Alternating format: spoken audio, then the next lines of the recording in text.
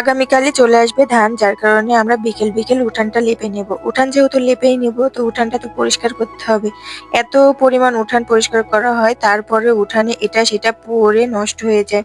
তো দেখো, উঠানটা আমরা পরিষ্কার করে নিচ্ছি আর এর মধ্যে বালতি ভর্তি করে পানি নিয়ে নিচ্ছি, কারণ উঠানটা লেপতে গেলে অনেক পানির প্রয়োজন। তো মোটর চালু করে দিয়ে বালতি বালতি করে আমরা পানি পুরে নিয়েছি আর একে একে সরিয়ে নিচ্ছি। যেই জায়গাটাতে বালতি আছে ওখান থেকে লেপা শুরু হবে। বড় মা এদিকে গোবর নিয়ে চলে আসছে আর এদিকে তো লেপা শুরু হয়ে গেছে। বড় মা ওদিকে লেপে নিচ্ছে আর আমি এদিকে গাছটা তুলতে চলে আসছি। এটা আমার খুবই শখের গাছ ছিল, ফুলে ফুটেছে।